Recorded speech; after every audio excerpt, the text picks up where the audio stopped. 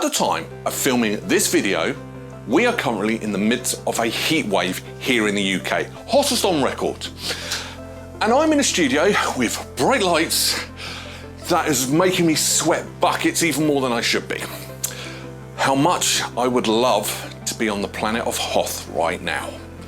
Anyway, enough about real life issues, let's do what we do. I'm Berryman, and this is 10 Things Wrong With. The Empire Strikes Back, also known as Star Wars Episode 5, The Empire Strikes Back, is a 1980 American space opera film. It tells the story of the ongoing war between the Galactic Empire, led by the Emperor, and the Rebel Alliance. After making their run from an attack on the planet Hoth by the Empire, Han Solo and Leia are on the run from the Empire, while Luke starts his training to master the Force. When the film was released, Empire Strikes Back was met with mixed reviews from critics and fans, conflicting over its darker and more mature themes compared to the light-hearted adventure of Star Wars. Yeah, I just want to go on record a little bit here that I'm well aware that that was at the time, but since then it has changed, and not only is this the best Star Wars film, it's one of the best films of all time. I'm well aware of that, but yeah, at the time it was critically panned. So what have I, the nitpicking YouTuber, found? Well, let's find out with 10 things wrong with The Empire Strikes Back. Number 10, Snowstorm. You know what? I so wish we were in a snowstorm right now. However, I'm on about the film. There is an issue with the snowstorm. So there's a scene where Luke Skywalker, he's caught out in the snowstorm and he's struggling to walk around. He's covering his face up because the snow's everywhere. The thing is, he's not actually acting. What happened is where they were filming, there was a snowstorm that shut down production. However, Irvin Kershner, rather than losing this time, him and an unknown cameraman sat in the lobby of a hotel and sent Mark Hamill out just to walk around. That's all he was doing. So yeah, a snowstorm so bad that shut down film production, and you sent out your lead actor out into it and filmed him. I don't know whether that's an awesome prank, but it's not really nice. Or it is, I'm just evil. Number 9, Attack on Hoth. This is probably the worst battle in the entire franchise. Now, on screen, visually, it looks beautiful. However, when you really think about it, it was really bad on both sides. Now, first of all, the Empire come too close, they put shields up so they can't do an aerial bombardment. Okay, I get that, that was probably understandable, but the rest of it doesn't make sense. So they can't fire from space, so why don't they just send down their TIE bombers just to go through and bomb the planet? Because that way they're under the shield and then they can do it. That's option 1, and before you say they can't do that, the AT-ATs walk through. But that's another little thing. The AT-ATs just walk all over the base. Why don't they just look down and fire? Because I'm sure they've got sensors and realise there's tunnels beneath them. You don't believe they're walking over the base? Well, as they're in the base, you can hear the footsteps. And you would have only heard the footsteps if they're walking above you. So yeah, that also means bad planning. Bad planning. It's like, what? So yeah, the whole attack on Hoth, as much as it looked awesome, it was really bad. Number 8, thick armour. Yeah, I know this is still a part of the attack on Hoth, but it does deserve its own entry because the stupidity of this. So the land speeders attacking the AT-ATs, and they're saying, oh, that armour's too thick for blasters. So, first thing they do is one of the coolest sequences of this film. Rope round the legs, it falls over. Great. So what do they do now? They shoot it with blasters. The armour's too thick.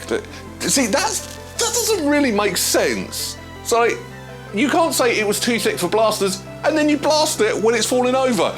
It doesn't work one way or the other, but you said it was too thick and you still blow it up with blasters. That means you could have still blown it up with blasters without tripping it up.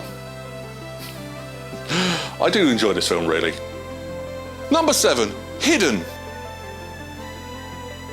On one hand, yes, this move is a genius move, but on other hands, it's the most idiotic thing ever. And it makes you think, how did the Empire get so powerful?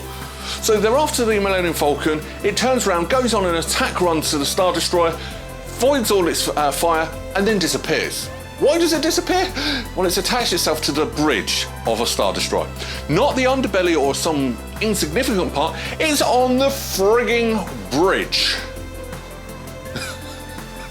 Does that bridge not have windows? Well, we know it has windows because you can see it has windows. But yeah, it's a genius move on one hand, but it's just so idiotic. No one noticed this. It's like, even like down below, look up, it's like, why is there a ship attached to the bridge of our ship? It's just stupidity. Number 6, The Walking Dead. One thing that happened about the previous entry is Darth Vader kills Captain Needa. And you know what?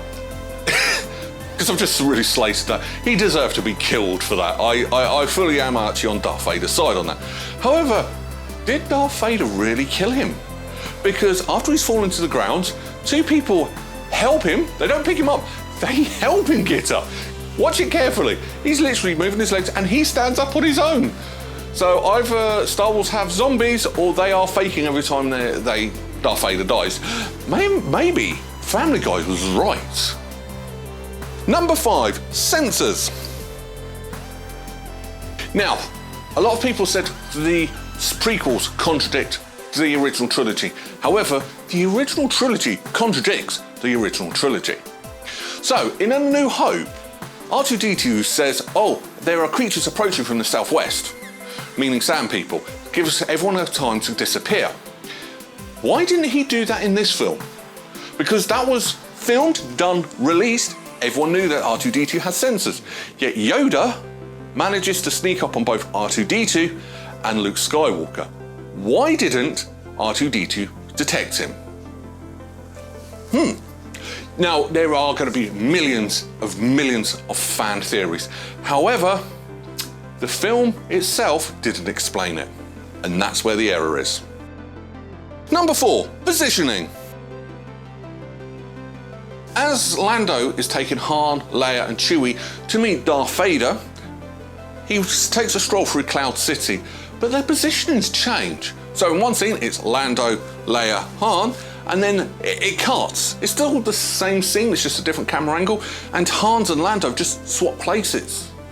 So a bit of a continuity error there, but so yeah, that one's quite a biggie actually, when people just miraculously swap places. Magic. Number 3, quick change. Yeah, another time that new costumes appear out of nowhere.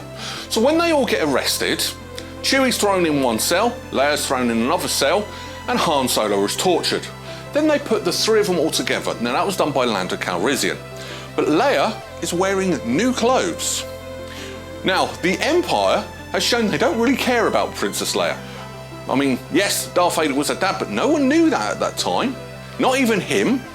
He's not going to care if she has new clothes. But yeah, all of a sudden, she gets arrested wearing robes and then reappears wearing a white costume. Yeah, why did a prisoner have new clothes? Number 2, handcuffs. So Han Solo gets frozen. Okay, he goes down, his hands are cuffed and he's got some rope around him so he can't escape. He goes down, gets frozen, comes back up, handcuffs are gone because he's now doing this, and the rope's gone. So yeah. Where did the handcuffs, was there someone down there where he actually uncuffed him and let him go? Yeah, there was a bit of another issue there then. Number 1, thief. Yeah, seriously, I have stolen this last one from Family Guy. If you've never actually seen the Family Guy Star Wars trilogy, go and watch them because they are brilliant. But yeah, this issue is ripped straight from that. Lando Calrissian is wearing Han Solo's clothes. I mean, you got to admit, Han Solo does have lots of the same clothes because he's always wearing the same clothes. So he's got a wardrobe full of them. Lando goes in and steals that. Yeah. Stolen that one, but it's still wrong. Final thoughts. This film has been classed one of the greatest sequels of all time. And it's fully deserved. It's an amazing, beautiful film once again. Yes, it's a little bit darker. And I actually like the fact that it's a little bit darker. I like the fact it's nothing, and I mean nothing, like the original film. Now, it's better than the original sequel to this film, because there's actually two unofficial sequels. There's the Star Wars Holiday Special, which you may notice I've not actually covered that one. But there's also the original one, which was released as a book, which was supposed to be the sequel with no Han Solo. But yeah, that was awful and quite boring, actually, if you've ever read that book. Other than that, what they've actually got is a brilliant, thought-out, different film. And it works. Everything's the same characters, same energy, same look, just different story. Perfect. And I don't use that word lightly. There's not really much I can say about this film that hasn't been said before. Yes, this week I have been ultra nitpicky because it's so hard to find flaws in the original trilogy. So, there's not really much to say about the final thoughts. Yes, I love it. Yes, I know you love it. Do not tell me you don't love it, because you are lying. So yeah, score, 10. There was nothing more really to say about that. So yeah, the final thoughts section this week is very short. If you don't like this film, let me know in the comments below, because I can tell you now, the rest of the community are just going to dislike that comment. So now we've done this week, let's move on to next week. We've done one great big space franchise, let's do the other great big space franchise. It's a pretty easy clue. Until then, take care, bye bye.